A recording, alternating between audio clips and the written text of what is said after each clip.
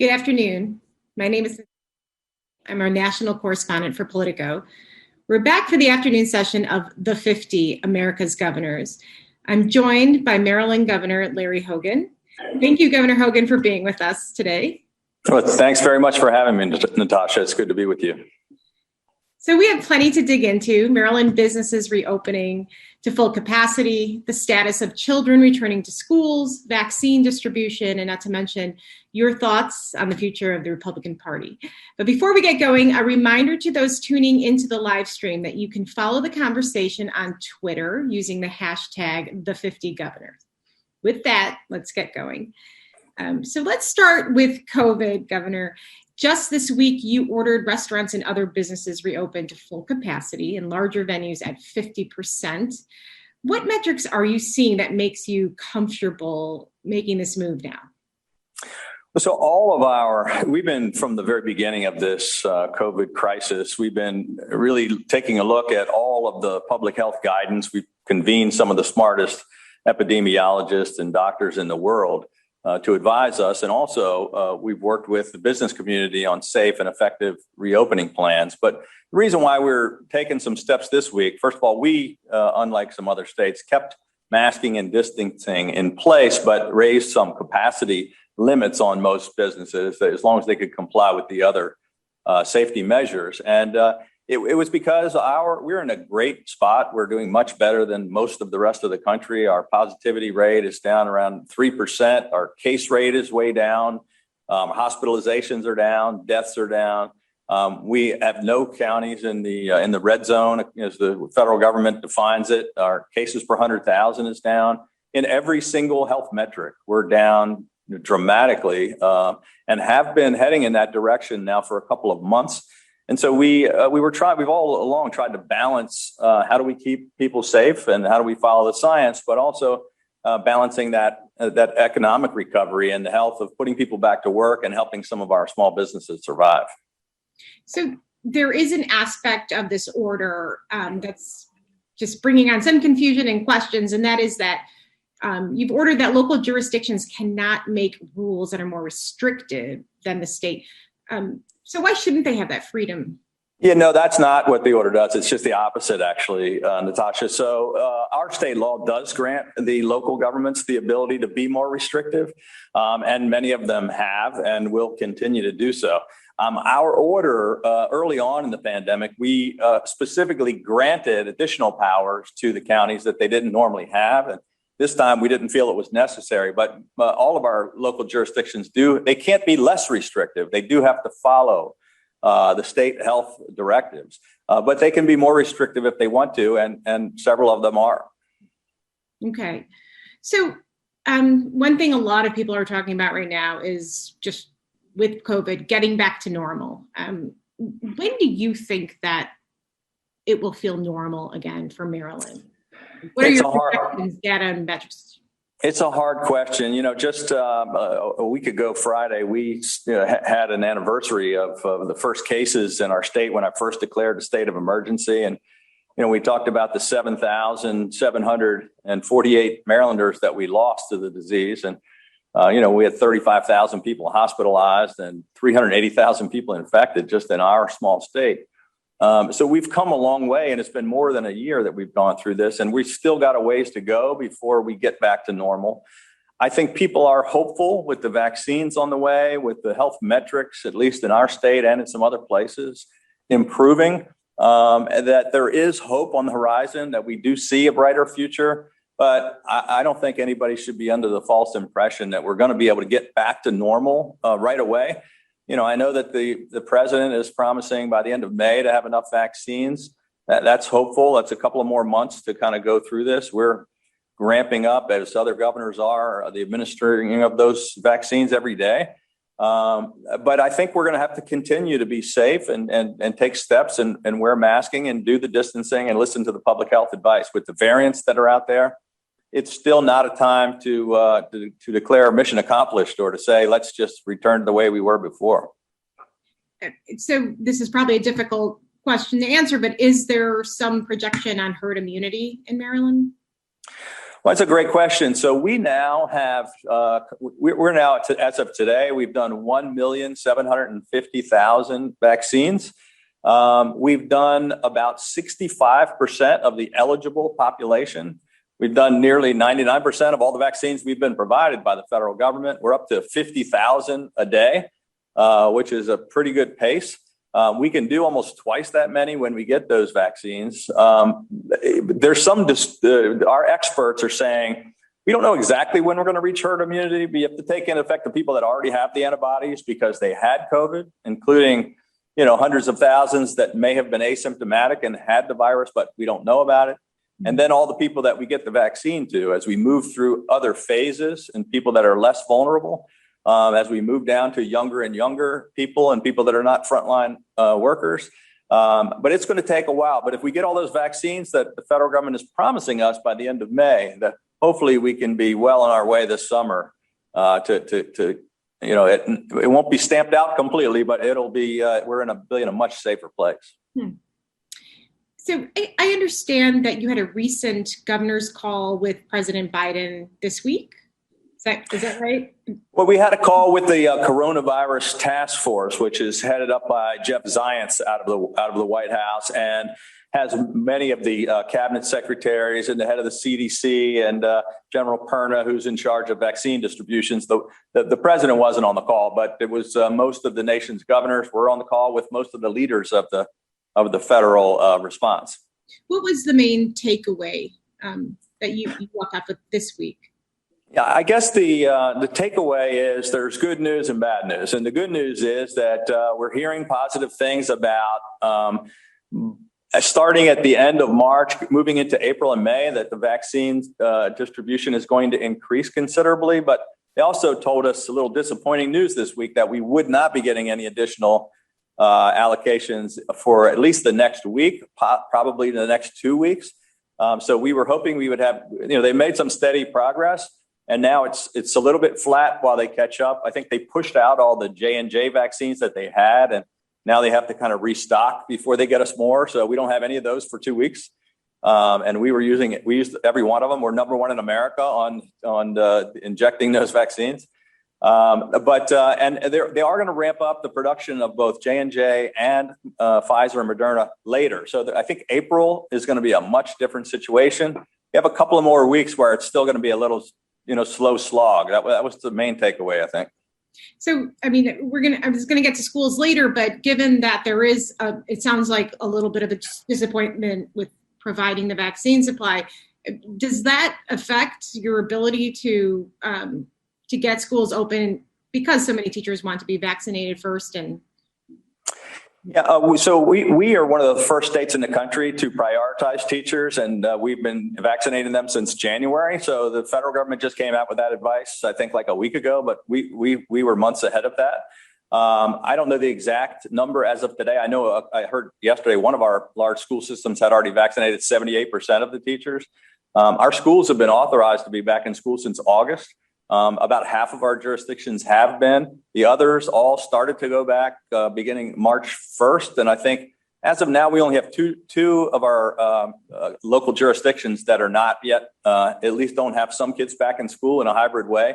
And I think they're going to be back in the next couple of weeks. And but we're doing everything we can to get those teachers vaccinated. Okay. And you talked about federal guidelines and that it sounds like you were ahead of that. Do you think that the federal government can do more right now to provide guidance to states like yours? I think really the main issue that we have, and this is not to be critical of the administration. I think they really everybody's working as hard as they can. But this is a problem that we have at the federal, state, and local level. Is that there just are not enough vaccines. And so, we've built a massive infrastructure all across the state. We have more than 2,400 distribution points. We have mass vaccination sites. We're pushing them out as soon as we get them. We're putting them in someone's arms. But the big problem is, even though we've done 1,750,000, there are still millions more who can't get them because they simply don't exist yet. And so people are frustrated in our state and all states across the country. I think we're at 13th as far as administration of vaccines, but even we're not number one, and there are millions of people who can't get one yet. And so when they say, why can't I get an appointment for a vaccine? It's because we don't have a vaccine to give you an appointment for. That's the main problem every governor and every county executive, every mayor is having. And I think the federal government understands that. I pushed for the utilization of the Defense Production Act to get some of the other pharmaceutical companies who did not have winning approved vaccines like Merck to get them to start manufacturing vaccines for the other companies. And the Biden administration did recently implement that, which means another 100 million J&J vaccines could be produced by a separate, competing company, which is terrific.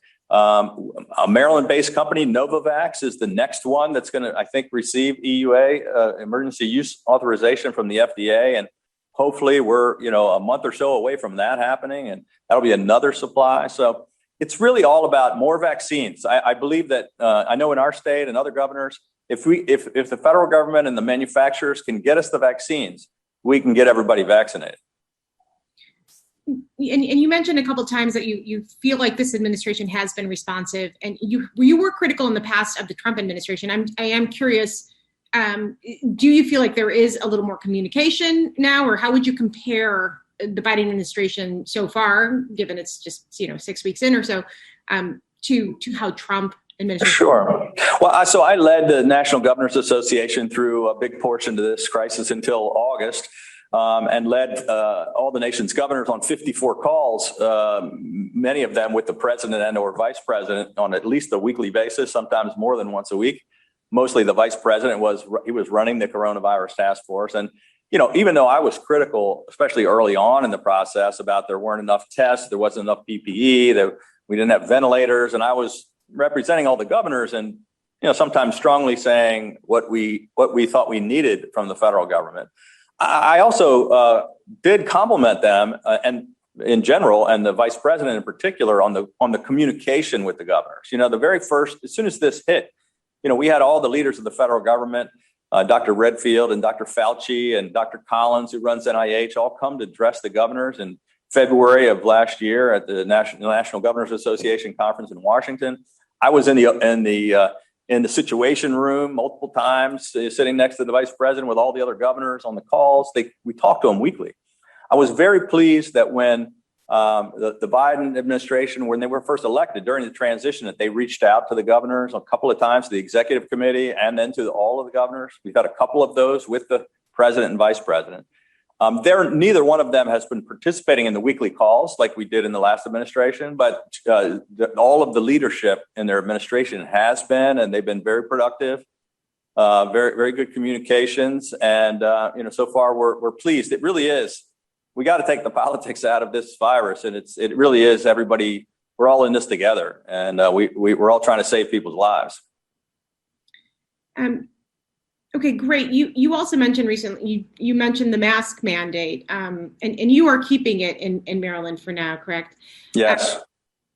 What do you think about states like Texas and Mississippi who have made the decisions to lift the mask mandate at this point? Well, obviously they have the right to do that, and that's from the beginning. The states have had to make all of these decisions independently from the beginning of this crisis, and different governors in different states made different decisions every day. We made hundreds of different decisions, for more than a year now. And, I in my estimation, it was not the right thing for our state. I can't speak for what the other governors did.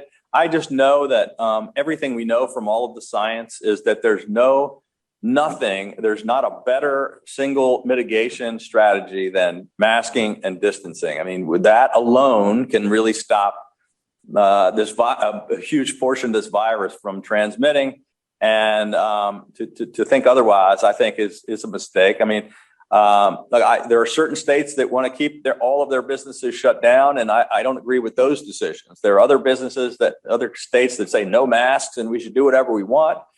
We tried to find that balanced position that tried to get people back to work, that tried to worry about those small business owners and how do we keep them and help them survive. We provided tremendous relief at the state and federal level, but also how do we keep some mitigation steps in place that can keep people safe, because as we started off at the beginning of the conversation, this is not behind us, and there's some really scary variants out there. The vaccines aren't quite here yet, and it's going to take us many months before we get enough people vaccinated. So I just think we're cautious and down the middle. It's the way we've done it from the beginning. We've tried to find that right balance. So far, I think we have. I mean, we may have made mistakes here and there, but I think a balanced approach is the right way to go.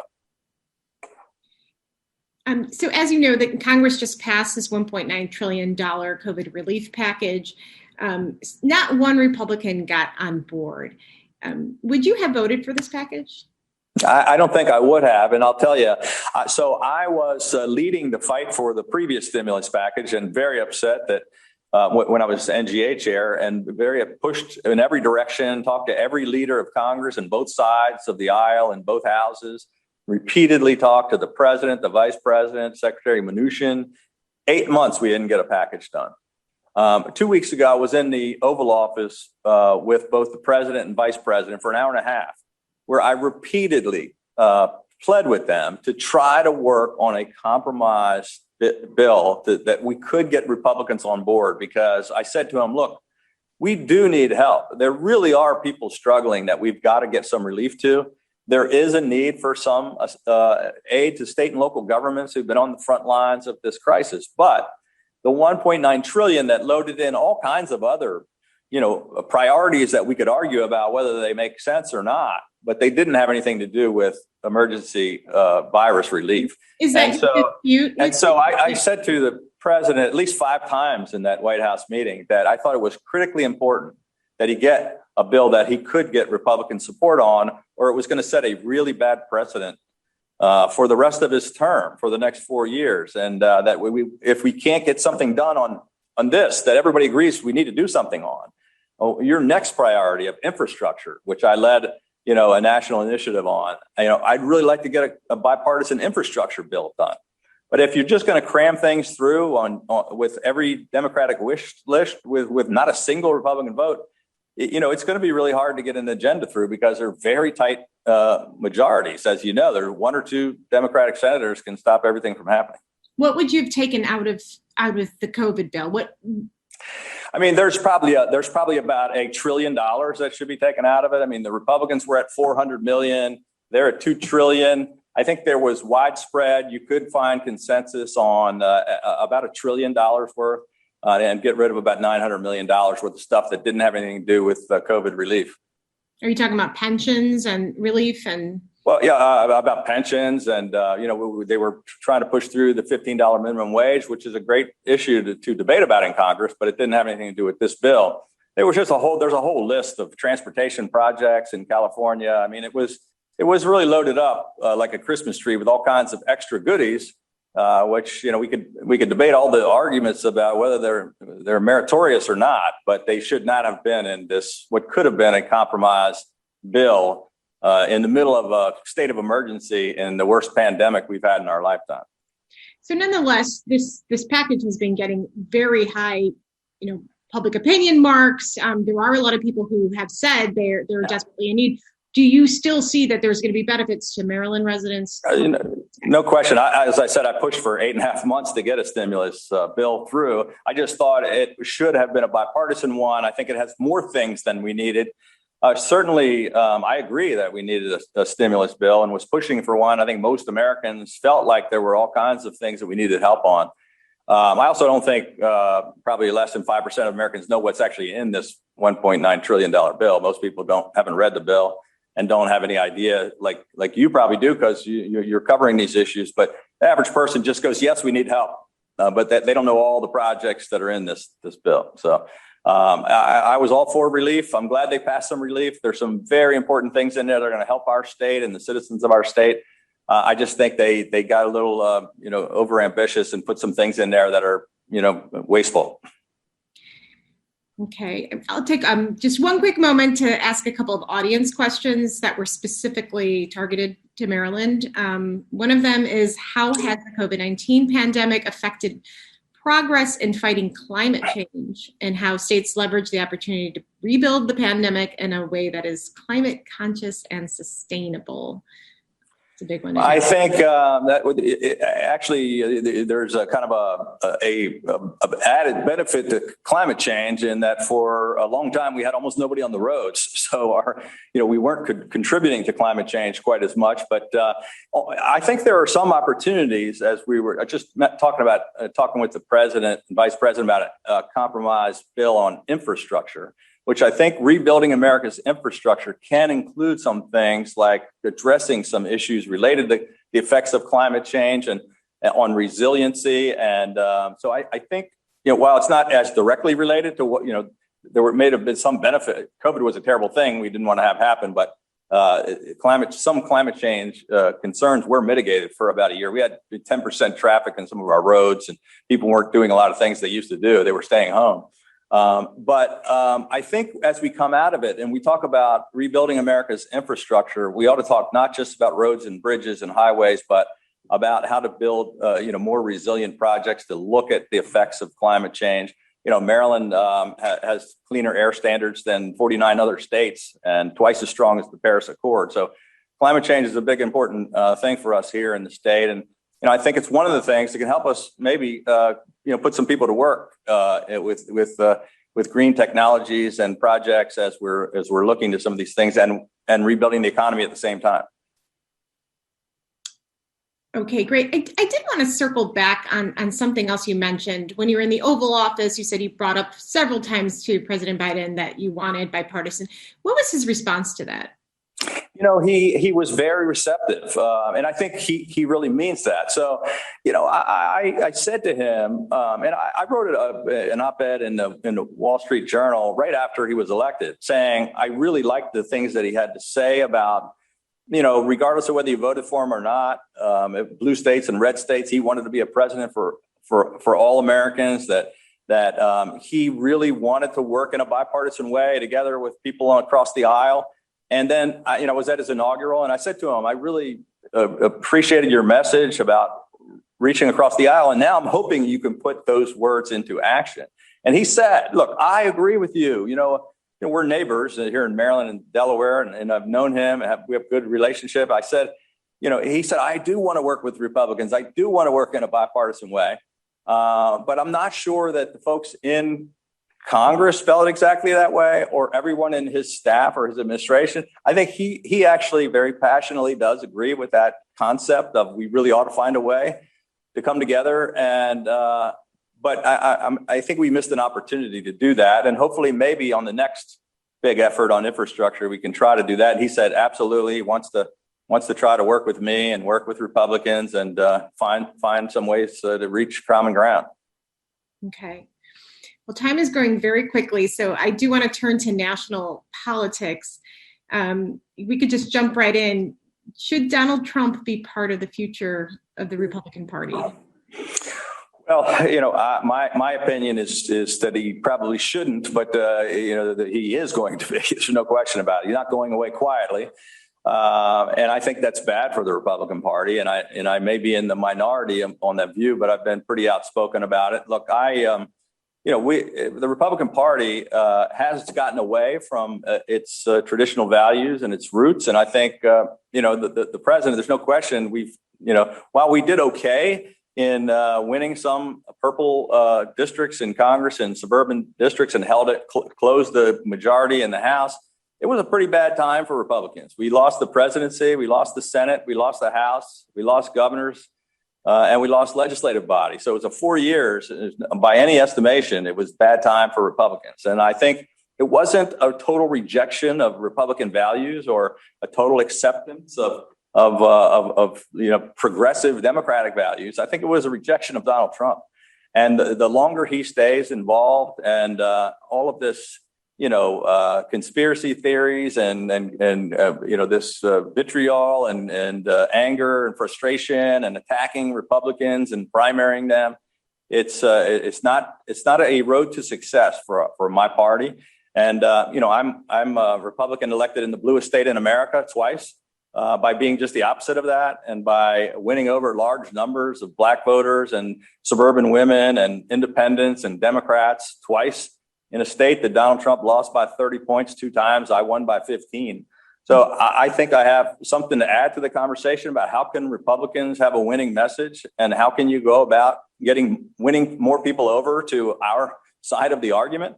And I really think, successful politics is about addition and multiplication. It's not about subtraction and division. And if you want to govern and you want to, if you want your ideas to prevail, you've got to convince a majority of people that you have the right ideas.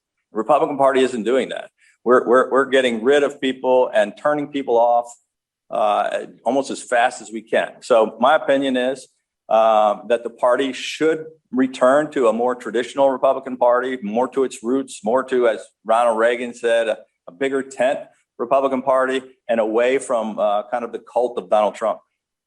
So given some of your background that you just said, winning in a blue state and trying to find compromise, would you think about running for president? I think it's far too early to talk about that. It's 4 years from now. And right now we're still in a state of emergency. My real focus is on getting this virus behind us, getting millions of people vaccinated. And there's plenty of time to talk about politics, and I don't know what my future is going to be. I don't know if I have a future in the Republican Party, but I care about a future for the Republican Party because I'm a big believer in two-party system and competition of ideas, and I'm not going to go away. I mean, I'm going to continue to speak out, even if it seems like there aren't very many people, speaking out with me. I think it's really important for the country and for my party, and so I'm going to stay involved and keep saying what I think. So we just have a couple minutes left, but I did want to close out with a very compelling story that you've told in the past, but I think perhaps our audience has not seen it. And could you kind of walk us through as quickly as you can the January 6th insurrection? Where were you? What were you doing at the time? And then kind of go through, as we only have a few minutes, but yeah. I was sitting right here in this seat in this room on a Zoom like I am with you, but I was with the Japanese ambassador to the United States when my chief of staff came in, whispered in my ear that the Capitol was under attack. I excused myself from the call. I called my security team in within the next 5 minutes with our adjutant general of the National Guard, the state police, our Homeland Security, and our whole team. We were in communication with the mayor of D.C. I was asking the Guard how fast we could get people ready, how many state police officers could we send. And while that was going on, I got a call from Majority Leader Steny Hoyer, who was somewhat panicked, who was telling me he had been whisked away to an undisclosed location. He was with Speaker Pelosi and Leader Schumer, and he was calling me to say, "Hey, the Capitol is under attack. The Capitol Police have been overrun. Please help us." And I said, Steny, I have 250 riot-trained Maryland State Police on the way. I've already activated the National Guard. They're preparing to deploy, but I can't send them without the authorization from the Department of Defense. And he was saying, well, Schumer says you have authorization. And I said, we don't have the authorization. They've told us multiple times we don't have authorization. So it was a panicked kind of situation. 2 hours later, I got the Secretary of the Army called me and gave us the authorization, but we were already mobilized and ready to move into the city. We were the first National Guard to arrive other than the DC National Guard. And our state police were the first to arrive along with the Metropolitan Police Department to back up the Capitol Police. But it was, it was a whirlwind. It went from being a discussion like I'm having with you to, major decisions and calling up 1,000 members of our National Guard and 250 police officers and sending them down to save the members of Congress and to help with the vice president as the Capitol was under attack. It sounds like there was a lot of confusion there. Do you think what do you think about the security level at the Capitol now? I think they seem to have taken a lot of steps, and hopefully we put that behind us. But there's no question that the mistakes were made in leading up to this. The fact that there were often a lot of signs that there was going to be a threat, and that nobody seemed to be prepared. It should not have come to the point that we, as a next door neighbor to Washington, had to send in 250 police and 1,000 members of the Guard after the fact. We got there pretty fast. But it would be much better if they were prepared to stop it in the first place with the Capitol Police and the Metropolitan Police and the D.C. National Guard. I can't answer, how things happened the way they did. I just know the actions we took immediately as soon as we were notified, and we were there to help. Great. Well, thank you, Governor Hogan, so much for returning for another year of Politico's The 50 America's Governors Summit. It was so great having you. Thank you very much, Natasha. I enjoyed it.